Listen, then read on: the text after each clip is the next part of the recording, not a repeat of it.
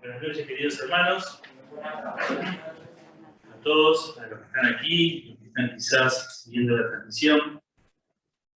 Como siempre digo, es un privilegio poder estar entre ustedes y compartir la palabra de Dios. Le decía a Pablo hace algunos instantes, es la primera reunión presencial en la que estoy. En nuestra iglesia recién vamos a comenzar este domingo.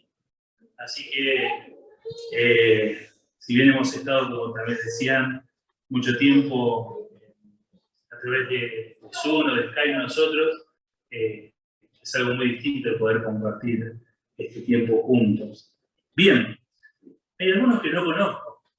Me presento, soy Esteban, me acompaña mi esposa Sabrina, mi Ignacio, y pertenecemos a la Iglesia del Señor aquí en la localidad de Virreyes. El tema que me han pedido poder compartir,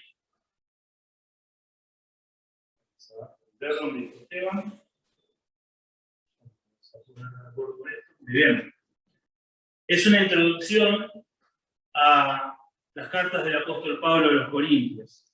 Pero antes quisiera leer un texto dentro de las cartas a los Corintios, en la primera, en el capítulo 15, Primera Corintios 15, así al final de la primera carta, también al final del capítulo prácticamente, dice el versículo 57, más gracias sean dadas a Dios que nos da la victoria por medio de nuestro Señor Jesucristo. Recién cantábamos una de las estrofas que Él venció en la cruz, que Él venció la tumba. Y la palabra de Dios en esta hermosa carta que vamos a introducirnos en esta noche dice, más gracias sean dadas a Dios que nos da la victoria por medio de nuestro Señor Jesucristo. Hoy el mundo busca constantemente el triunfo, constantemente la victoria. Lo vemos en el deporte, lo vemos en la política, lo vemos en un montón de aspectos de la vida cotidiana que el hombre está buscando siempre el triunfo, la victoria. La palabra de Dios nos habla de una victoria espiritual. Nos habla de una victoria que nos vale la vida y la vida eterna. Cristo murió en la cruz del Calvario no porque era un hombre malo, no porque simplemente era contrario a alguna filosofía de aquel momento. Murió voluntariamente, murió porque quiso morir. Y en ese querer morir implicaba el perdón de nuestros pecados, el amarnos hasta la muerte y muerte de cruz, para perdonar nuestros pecados, para que cada uno de nosotros hoy, aún a la distancia, podamos acercarnos a Dios. Por eso decimos siempre que no predicamos una religión, sino que predicamos una relación con Dios. Y esa relación la tenemos a partir de la persona de Cristo. Y Él nos da la victoria en muchos aspectos y situaciones de la vida, pero principalmente nos da la victoria sobre la muerte y sobre el pecado. ¿Qué es lo que tenemos para decirte? Vamos a introducirnos en el análisis de dos cartas que son preciosas. Y quizás haya datos que tienen que ver con la historia y quizás haya cuestiones que nos cueste entender. Pero si hay algo que te podemos decir en esta noche, que en Cristo hay victoria, que en Cristo hay salvación, que en Cristo hay perdón de pecados, que en Cristo hay vida eterna. Bien, vamos a avanzar también con lo propuesto. Le traje una presentación que después Esteban la puede tener ahí para compartir con ustedes. Para analizar una carta, ya se enseña, porque yo me confiaba en el relojito y no está acá. Así que para entrar en una carta necesitamos saber el contexto de la iglesia, el contexto de la ciudad, el contexto de la historia, de todo lo que ello representaba. Cuando nosotros vamos a la carta de Corintios, aquellos que las hemos leído alguna que otra vez, ya decimos, qué iglesia complicada, qué iglesia rara en la que se presentó el apóstol Pablo. Pero todo tiene una explicación, sin duda. La parte donde, yo no recuerdo mal, esto es así. Ajá. Bien, acá está Corinto. En este istmo mismo que se llama en geografía la parte sur de Grecia, casi una isla, todo lo que queda para unir las dos partes de Grecia es el istmo de Corinto. Casi 8 kilómetros, una posición inevitable para aquellos comerciantes. Todo lo que debía pasar del norte de Grecia al sur tenía que pasar por acá. Eso lo hacía un lugar muy comercial y muy rico. Vamos a avanzar. El que quiera después tener la presentación se la puede pedir a Esteban ahí. Pero ¿qué pasaba? No solamente lo que tenía que venir del norte al sur pasaba por Corinto. Lo que venía de este a oeste, de oeste a este también. ¿Por qué? Porque los barcos preferían hacer este recorrido, llegar hasta el puerto que estaba aquí, desembarcar toda la mercadería, atravesarla por tierra cerca de 8 kilómetros y volver a ponerlas en un nuevo barco y seguir. Porque hacer todo esto era una cuestión de inseguridad. Toda esta zona es muy peligrosa para los barcos, estamos hablando de la antigüedad también, y mucho más larga. Entonces era mucho más rentable pasar toda la mercadería por Corinto. Entonces, todo lo que venía de norte a sur, de sur a norte, pasaba por Corinto. Todo lo que iba de este a oeste, de oeste a este, pasaba por Corinto. Esto lo hacía un lugar estratégico desde el punto de vista comercial, desde todo lo que tenía que ver con el tráfico de mercaderías. Y eso hacía también que era una ciudad en la cual había mucha, pero mucha gente de paso constante. Constantemente había gente de paso. Perdón. En la actualidad, el canal de Corinto es una vía de agua artificial que mide un poquito más de 6 kilómetros de largo y se construyó a fines del 1800. Fue construido por un ingeniero húngaro que tomó un antiguo trazado de Nerón. Cerca de 11.000 barcos cruzan el canal cada año, en su mayoría pertenecientes a rutas turísticas. Esto es realmente interesante, las fotos nos muestran cómo hicieron todo un canal, lo que antes hacían sobre la tierra, llevaban la mercadería, ahora lo realizan a través de un canal. Imágenes de la antigua Corinto. Alrededor de Corinto estaban 3 ciudades, Laqueo, Cencreas, Esqueneo.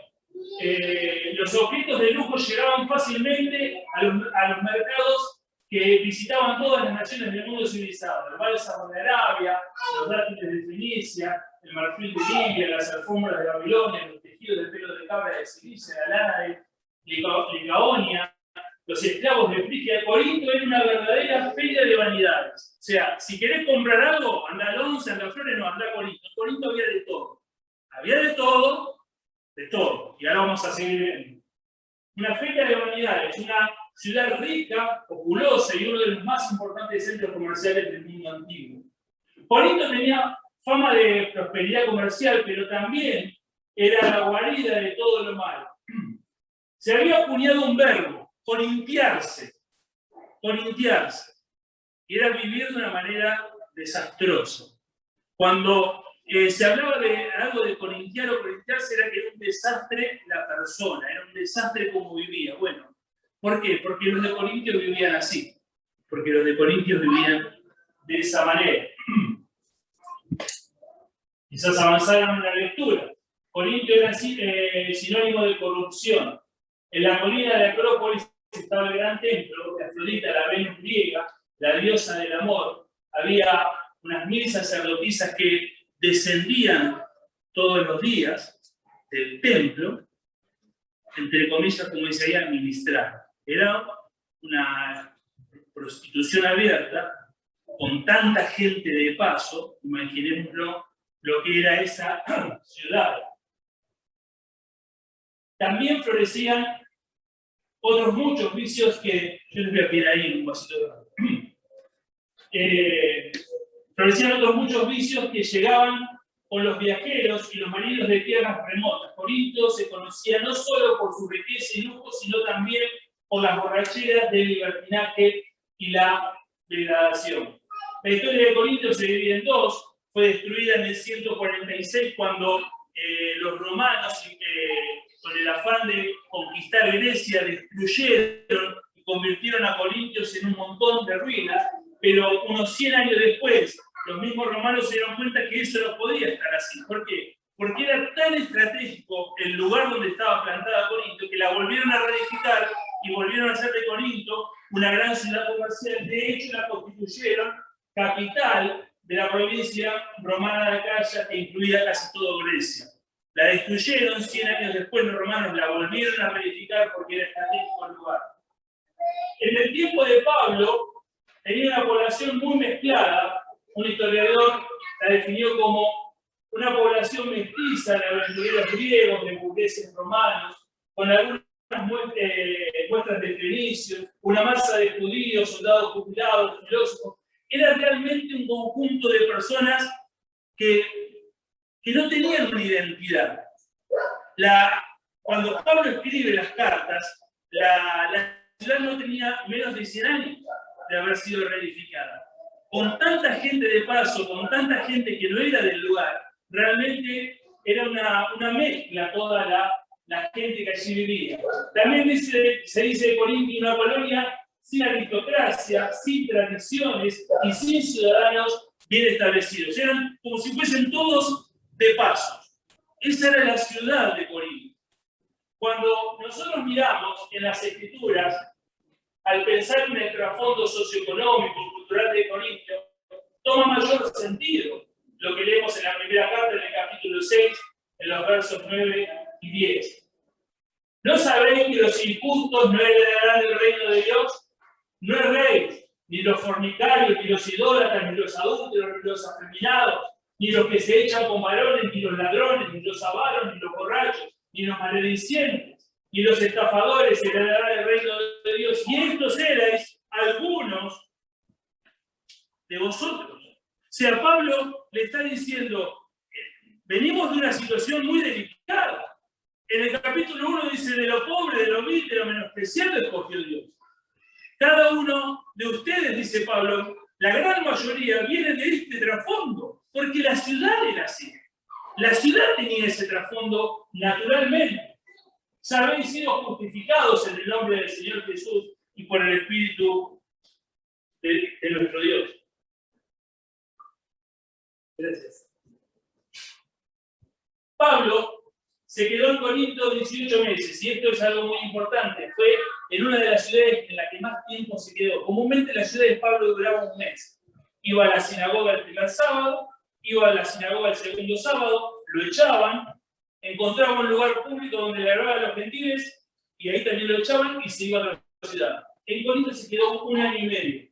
Estuvo con Aquila y con Priscila, tuvo mucho éxito en su predicación hasta que finalmente lo sacaron de la sinagoga, pero uno de los hombres más importantes de la sinagoga fue uno de sus mejores discípulos en aquel momento. En el año 52, Galión, como nuevo gobernador romano de Corinto, era famoso por su simpatía y amabilidad, y los judíos trataron de aprovecharse de su carácter y de que era nuevo, y le trajeron a Pablo a juicio acusándole de enseñar cosas contrarias a la ley de ellos. Pero Galión, dando ejemplo de su justicia romana imparcial, se llevó a tomar parte en el asunto. Después de aquello, Pablo dio por terminada su labor y de Corinto se marchó del sitio.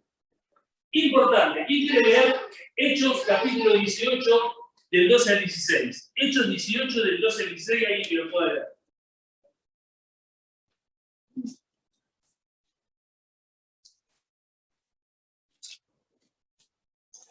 Pero siendo Galión los cónsul de Acaya, los judíos se levantaron de común acuerdo contra Pablo y le llevaron al tribunal, diciendo: este persona de los hombres a honrar a Dios contra la ley.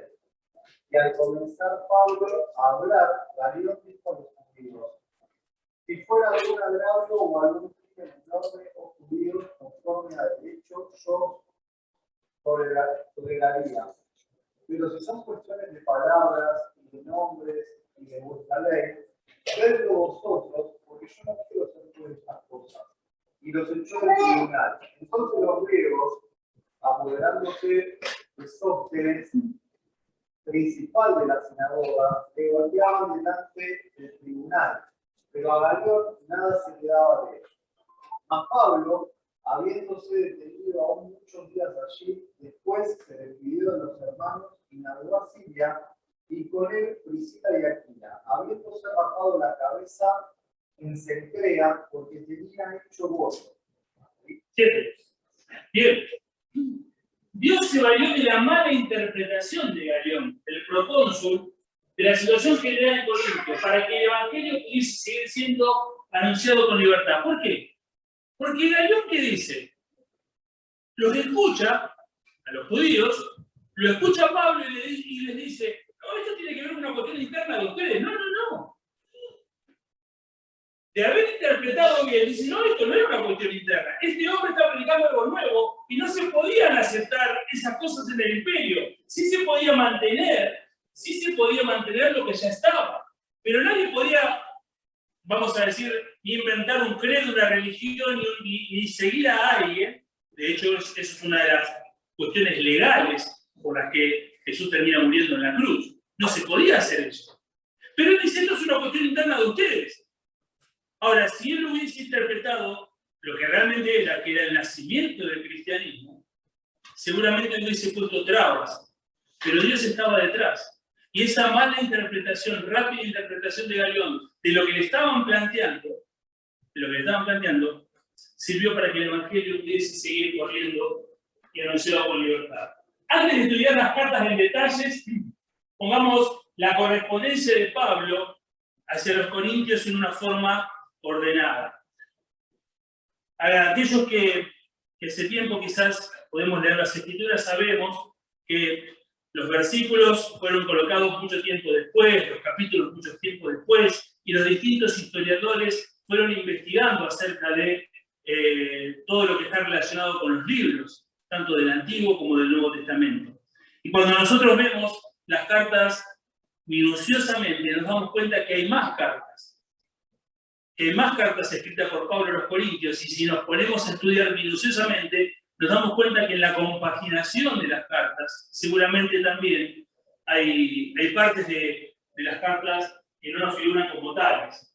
La carta previa, que es posible que se encuentre en 2 Corintios 6, 14 al 7:1, hay una primera carta que, según la mayoría de los estudiosos, dicen que figura entre el 6.14 y el 7.1, algunos tienen hasta parte del 8, dicen, esa es una primera carta. ¿Por qué pasó esto? Porque se compartía mucho tiempo después del Nuevo Testamento. Entonces, fueron llegando los aportes de las iglesias que tenían originales, y dicen, mirá, un amigo escribió esto, ponelo acá. Así fue. Llegado los de Clove, que son una familia que estaba en Corinto, y le dice a Pablo, mirá, Pablo, las cosas están bien difíciles allá. Estefano, Fortunato y Acaico, de la carta de la iglesia a Corintio Pablo. Pablo escribe en 1 Corintios ¿cuándo? Cuando recibe noticias de los de Clove, cuando recibe noticias de los de Estefano, de Fortunato, y vamos a ver que la primera carta, en muchos capítulos, comienza con respecto a, de acuerdo a lo que me preguntaste, o sea, hubo una serie de preguntas que le hicieron a Pablo, y Pablo contestó todas esas preguntas. La situación empeora y Pablo hace una segunda visita personal a Corintio, que es un fracaso tal que casi se rompe el corazón de Pablo. En consecuencia, Pablo escribe la carta severa, que es casi seguro que se encuentra en los capítulos 10 al 13 de 2 Corintios, y que Pablo envía con Tito. Incapaz de esperar la respuesta, se adelanta el encuentro con Tito, que tiene lugar en Macedonia. Pablo recibe la noticia de que todo está bien, y probablemente desde el Filipo escribe la segunda carta. Lo que resta de la segunda carta nuestra, que es la posiblemente entonces cuarta carta a los Corintios. Esto es para que podamos entender de alguna manera algunos cambios de temas bruscos que hay en la segunda carta. Rápidamente avanzamos. 1 Corintios capítulo 11, capítulo 1, versículo 11. Porque he sido informado acerca de vosotros, hermanos míos, por los de Clove, que hay entre vosotros contienda. El gran trasfondo que había en la iglesia de Corintios es que estaban todos peleados. Estaban todos peleados entre sí. Influenciados por los judaizantes, por lo que era el principio del gnosticismo, con orígenes paganos de muchos miembros, la iglesia atravesaba una profunda crisis. Pablo se ve obligado a exhortar acerca de diversos puntos, atacando rápidamente un gran problema de división que existía en la iglesia. Había quienes decían que eran de Pablo, seguían las enseñanzas del apóstol. Había quienes decían que eran de Apolos. ¿Cuál era la diferencia entre Pablo y Apolos? En que Pablo no estaba en la iglesia, ya se había ido, y Apolos sí estaba ahí. Había quienes decían que eran de Pedro, y hablaban acerca de una diferencia entre Pedro y Pablo. Entonces, no, yo soy de Pedro. No, yo soy de Pablo. Yo soy de Apolos. Y estaban los que decían ser de Cristo. Y decimos, bueno, al fin alguien que bajó un cambio y hizo la cosa bien. No. Eran los más alejados de lo bueno. ¿Por qué? Porque no escuchaban a nadie. De alguna manera dicen, yo escucho a Cristo, pero si Cristo no está, tenés que escuchar a los hermanos apóstoles que dejó el Señor para que nos enseñen, no, yo no escucho a nadie. Y hay quienes al día de hoy todavía no escuchan a nadie. Y es triste la posición en la que toman. Esto sucedía entonces, tenemos que avanzar en la iglesia. En medio de esas luchas, de partidos, principalmente por la influencia de los espirituales, estos que son los de Cristo, la disciplina cayó en decadencia, la vida de la iglesia se desvirtuó, diversos errores teóricos y prácticos se introdujeron en la iglesia de tal forma que unos tomaban la resurrección del cuerpo como un dogma fantasioso y no admitían más que la resurrección espiritual. En otros, la reacción poderosa producida por el Evangelio contra la corrupción moral de que Corinto era haciendo se debilitó gradualmente. Algunos, interesados en sus ambiciones materiales, no sentían reparo en iniciar procesos judiciales contra los hermanos. Algo pasó ahí. Las reuniones aún del partimiento del pan no estuvieron exentas de los desórdenes, incluidos los dones espirituales derramados abundantemente en medio de la iglesia, fueron objeto de los más íntimos sentimientos de envidia, celos y orgullos individuales. La iglesia que había arrancado muy bien empezó a desvirtuarse. Esto sucede cuando Pablo se va, Apolos está ahí, Pedro había enseñado, pero realmente se había generado una división muy, muy grande entre todos los hermanos. Primera Corintios, el autor Pablo, la fecha entre el 56 y 57, lugar de la ciudad de Éfeso, junto a Sóstenes, probablemente el jefe de la sinagoga. ¿Cuáles son los temas que abarca Pablo? Da realmente respuestas a todas las preguntas que le habían hecho: divisiones en la iglesia, el tribunal de Cristo, desórdenes morales, el templo del Espíritu Santo, el matrimonio, las cosas sacrificadas a los ídolos, la gloria de Dios, la cena del Señor, el amor, el ejercicio de los dones, la resurrección, la ofrenda a los santos. Cuando vamos a 2 Corintios, más o menos también Pablo, en el año 57, en lugar Macedonia, junto a Timoteo, habla constantemente de una defensa. Había esa división, entonces Pablo siente la necesidad de defender su apostolado. También exhorta sobre algunos aspectos de santidad y sobre la ofrenda. Algo muy importante. 1 Corintios 1:2. A la iglesia de Dios que está en Corinto, a los santificados en Cristo Jesús, llamados a ser santos, con todos los que en cualquier lugar invocan el nombre de Jesucristo. Esto nos da el sentir que tiene la Escritura. Cuando nosotros vamos a las Escrituras, vamos a la palabra de Dios, y la palabra de Dios es viva, es eficaz, es permanente y para todos. No, eso se lo escribió a los de Corintios. No. Pablo dice a la iglesia de Corintios y a todos los que en algún lugar, o sea, nosotros en esta noche, invocan el nombre del Señor Jesucristo. Para ir terminando, vamos a dejar una reflexión. Si pensamos en las iglesias mencionadas en el Nuevo Testamento, no hace falta mucho conocimiento para poder determinar que la iglesia de Corinto es una de las iglesias más difíciles. ¿Sí? Cuando nosotros pensamos en Corinto, son los dolores de cabeza que tenía Pablo. Ahora bien, una radiografía de la iglesia de Corinto, rápidamente. Divisiones internas, desórdenes morales, falta de santidad individual, falta de santidad en el matrimonio, conflictos de costumbres paganas, desórdenes en el culto, falta de amor práctico, desórdenes en el ejercicio de los dones, falsas doctrinas, desórdenes con las ofrendas. No pegaban una. No pegaban una. Los ancianos de Corinto estaban internados con estrés. Y Pablo ni les cuenta. Ahora bien, quizás podríamos pensar a cuál iglesia nos gustaría parecernos o hasta imitar. Pienso que poco se elegiría la iglesia de Corinto. No, Corinto no. Los de Filipo, los de Berea. Pero el apóstol en los primeros versículos nos enseña sobre 3 beneficios de los cristianos de Corinto: santificados, enriquecidos y sin necesidad. Cuando Pablo escribe la carta a los Corintios, dice que son santificados, que fueron enriquecidos, de tal forma que no tenían ninguna necesidad. Y ahí empezamos a pensar, me gustaría estar en una iglesia donde todos son santificados, donde el Señor los ha enriquecido espiritualmente y donde no hay ninguna necesidad espiritual. Rápidamente, santificados, cuando hablamos de la santificación hablamos de posicional, progresivo y definitivo. Que todo creyente posee desde el momento de su conversión, estado de santidad. La santidad es un estado posicional, es algo que tenemos desde el momento en el que creímos en Cristo Jesús como nuestro Salvador personal. Es algo posicional.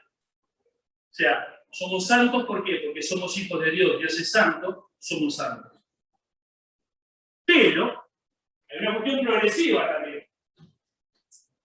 El diario crecimiento en gracia, llegando a la práctica a estar más y más apartados para que Dios nos use. Ahí les dejamos las citas por amor al tiempo. Es un proceso de la santidad. Por un lado es una posición, pero por el otro lado es un proceso en el cual todos tenemos que ejercitarnos, en el cual todos tenemos que trabajar. Yo no me puedo decir, bueno, yo ya soy santo porque Cristo murió por mí, yo acepté al Señor y Él me perdonó los pecados. Sí, posicionalmente soy santo. Pero todos nuestros pecados que a diario cometemos nos hablan de que tenemos que trabajar también en ese proceso de santidad. Y definitiva alcanzada solamente cuando estamos plena y completamente puestos aparte para Dios en el cielo. Pablo dice que los de Corintios eran, versículo 2, dice que eran a los santificados, llamados a ser santos. Entonces decimos, decidite, Pablo, o son santificados o tienen que ser santos, las dos cosas. Nosotros también somos santos, aquellos que hemos creído en Cristo Jesús como nuestro Salvador personal, no por nuestros méritos, sino por la obra de Él en la cruz del Calvario. Pero también tenemos un proceso de santificación constante en el cual cada uno de nosotros tenemos que trabajar. Yo no puedo decir, Cristo ya me salvó, ahora hago lo que quiere. Evidentemente hay una parte del Evangelio que no entendí. Mi vida tiene que estar en un constante sacrificio y esfuerzo para vivir la vida de santidad que Dios quiere. Posicionalmente soy santo, pero tengo que vivir y anhelar esa santidad en mi vida hasta finalmente alcanzar la definitiva así en el cielo.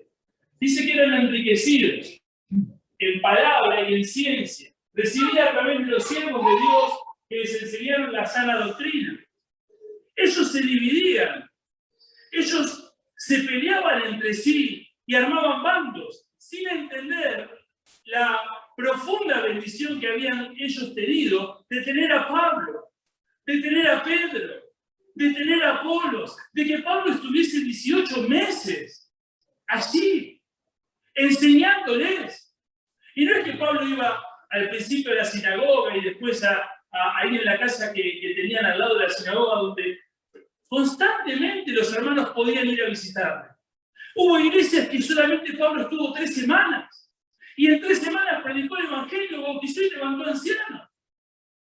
Bueno, los de Corintios fueron enriquecidos por la palabra de Dios. Y queridos, ¿cuán enriquecidos somos nosotros por la palabra de Dios? ¿Cuántos no saben bendecido el Señor con los maestros que nos ha dado. Aquí en la iglesia local y también aquellos que podemos invitar. ¡Cuán bendecidos somos! Ahora es nuestra responsabilidad aprovechar esa bendición que es la palabra de Dios, ese estudio de los hermanos, para que modifique mi vida. ¿De qué me sirve venir a la iglesia a escuchar un mensaje si no me modifica? La palabra de Dios es viva y eficaz y Dios nos ha bendecido con siervos, con hermanos preparados que nos enseñan y nos traen la palabra de Dios. Bueno, los de Corintios al principio lo aprovecharon y después no tanto. La capacidad dada por Dios de asimilar las enseñanzas de la doctrina, de entender, de comprender y de vivir esa vida.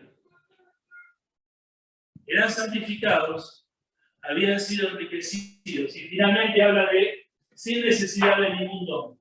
Salvación, don, la palabra es carisma, el regalo divino ganado por Dios, fue ganado por Cristo en la cruz, otorgado una vez y para siempre.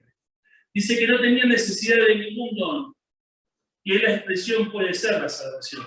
Ya tenían la salvación. Y la pregunta es en esta noche si tenés la salvación. Si partís de este mundo, si estás seguro que vas a la presencia de Dios. Los de Corinto tenían esa seguridad, la seguridad de la salvación.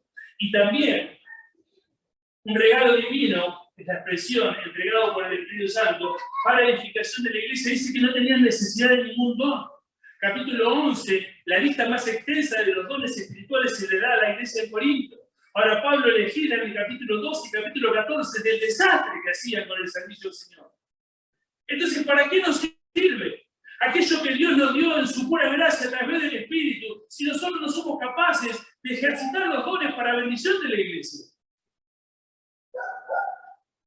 Y evidentemente ellos se peleaban, pero no significaba de que Pablo estaba peleado con Apolos, ni de que Apolos estuviese peleado con Pedro.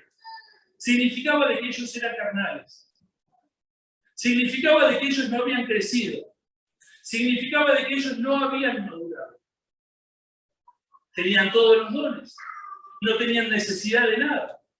Pero seguían siendo niños espirituales. Claro, cuando preguntamos, ¿te gustaría pertenecer a Corinto? Y no, hoy sí, hoy no, mejor no. Pero, ¿qué representamos nosotros en nuestra iglesia? ¿O cómo hacemos nosotros parte o no de nuestra iglesia? ¿Qué pensamos de nuestra congregación? ¿Nos faltan dones espirituales? ¿Estarán sin ser ejercitados? Dice que los de Corinto no tenían ninguna necesidad de ningún don. Nosotros en la iglesia tenemos todos los dones.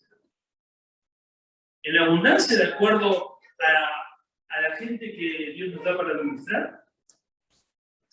¿Estarán y no los estamos ejercitando? ¿Estarán y no nos pusimos en práctica?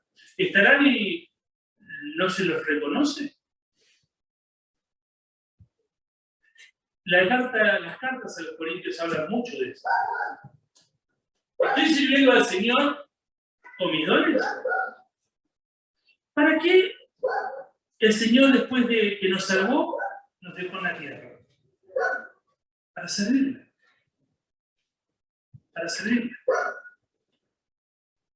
Estamos aquí para servir.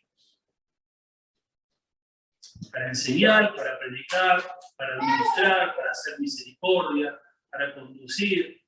De acuerdo a los dones que el Señor nos haya dado para servir.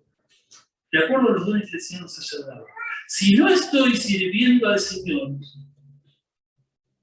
como cristiano no tengo razón de ser en este mundo. Porque Dios me preparó con dones espirituales para servirle.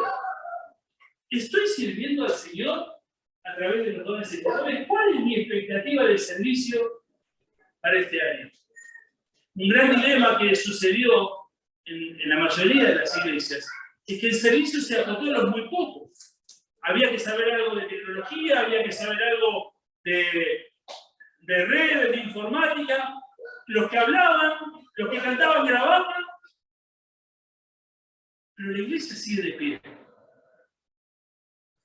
Y tu servicio es algo que el Señor está esperando. Dice Isaías, verá el fruto de la aflicción de su alma, que sos vos, que soy yo, y quedará satisfecho.